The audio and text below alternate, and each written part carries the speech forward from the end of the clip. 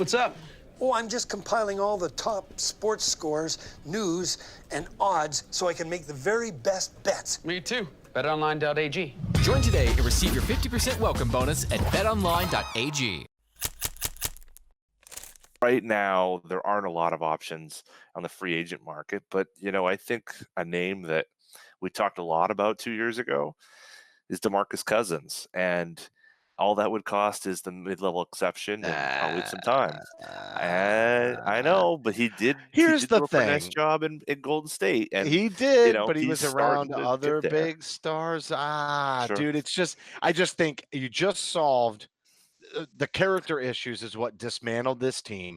You just solved it in bringing a high character, high work ethic, guy in Kemba Walker, and then you're going to gamble like this. I mean, I suppose you could bring him in and cut him if it's not working out and make the commitment to, having a roster or having not just a roster, but a locker room that's got great chemistry. I think it's very important to Brad and the rest of them. I remember when we first got back to the show after several years off, we were talking, like you said, about Boogie Cousins. And, I remember Mike Gorman. No, thank you. No, thank you. And I guess, yeah, maybe he is coming around a little bit. Maybe he's been humbled, due to the injury and what it's done to his free agency prospects, in terms of he could have been getting great paydays with all that talent, and instead he wasn't. And so maybe that's a guy that's, come around. Who did like him was Mark Spears, remember? And Mark's a good friend of the show, and he kind of felt like Cousins was getting a raw deal in a lot of cases in terms of how he was perceived around the league. If they took that gamble and it paid off, it'd be a huge win for Danny Ainge after losing out on Anthony Davis, et cetera, et cetera. But I think it's a huge gamble, and I almost feel like they got to kind of protect this club and this clubhouse, I guess. I don't know if you call it a clubhouse in the NBA, but you got to protect this group and let them heal a little bit and let Kemba come in and establish that sort of dynamic with the younger players. And I also feel like if Cousins comes onto this roster, he's going to want to get his, right? Because he's going to go right into the starting role. He's not going to play second fiddle. He might to Kemba maybe, but he's not playing second fiddle to Curry and Thompson and Draymond and Durant. It's a totally different thing. He may be looking for more touches. And also, based on the way that this team is going, I think it's time to let a couple of these kids, or the three that we just mentioned, really take that chip on their shoulder and do something with it, because the pressure should be on them to some degree. Oh, absolutely. It should be on them. I think you're absolutely right. I mean, this is a situation where, we've, the training wheels are off, and I think we saw from Jackie McMullen's article, all the questions, all the concerns about what's going to happen with this team and, what happened this past year. And it's not all on Kyrie's shoulders. And I believe that. I think there is a lot of blame to go around, though clearly Kyrie has a lot of that to shoulder. But the kids have, this is, the eyes are going to be on them. It's not even going to be on Kemba, I think. I think it's really going to be on Gordon Hayward and on Jason Tatum. I mean, all of the comments I've been, hearing both post-draft and pre-free agency, it's all on Jason Tatum. Jason Tatum has to make the leap. Jason Tatum has to do this. Jason Tatum has to add this to his game. The eyes are squarely on him right now. There's no doubt about it. He has to somehow change his game. He has to become, in part, the guy that we all expect him to be, which is a pretty tough burden. It's a pretty tough bar to get on top of. But is he capable of? I don't know. But what we're going to find out, and I think I agree with you. I think adding a Cousins probably isn't the right move at this point in time. But I do think that regardless of that, you're going to have most of the focus of this team is going to be on those wings and how well they're able to share the ball, participate, become who we think they can be, show the growth that Jaylen Brown brought. And it's particularly if they aren't able to find a center, aren't able to make that trade, it's all going to be on those guys to make the team's success be their success.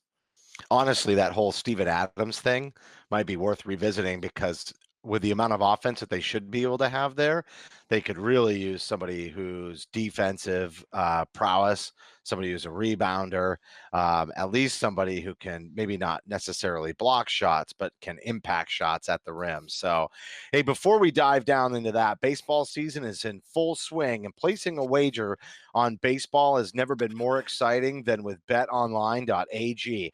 This week, I'm watching Red Sox versus Blue Jays, and guess what? Because you're a loyal listener of Celtic Stuff Live and CLNS Media, we're giving you an extra 50% added onto your sports betting bankroll when you go to clnsmedia.com/CSL and use the promo code CLNS50. The best part is the bonus will be added onto your balance within seconds. Again, support our podcast by going to clnsmedia.com/CSL and use code CLNS50. A minimum deposit of $25 is required to qualify for the bonus, and please see betonline.ag's general rules for additional terms and conditions regarding bonuses. So, yeah, John, what was I just talking about? I lost my train of thought before the break. That's classic. I was like, let's set the table. You knew you weren't even listening. Well, we were talking about trying to go in deep and basically like how they solve this. Like, who is the guy? Steven Adams. Right. You were going with Steven Adams as your guy. They need a defensive guy. I think the offense will be there, and they need to leave room in the offense for Hayward to get going and for Tatum. The question is Hayward coming off the bench again, or is Brown going to reprise his role coming off the bench, or does he get moved in trade because of that, or does Marcus Smart become the sixth man of the year, which actually makes a lot of sense with Terry's departure and a bunch of young guards behind Kemba. I would think it's actually Smart moves into that six-man role. Plus, he's locked up for years, and it's a role that he's totally comfortable with and started last year with, and it gives him a chance to continue to grow as the primary ball handler when Walker's not out there. But when he's coming in off the bench, he's probably going to sub in for Brown, and then he can be a defensive guard that plays a little bit differently than Brown, but again, try to mask maybe a little bit of that defensive liability that Walker has, just due to height and size. So I think that's probably where they're going to end up landing. And then Tatum's playing the four probably more than Hayward is, but in that switchable defense, that's fine.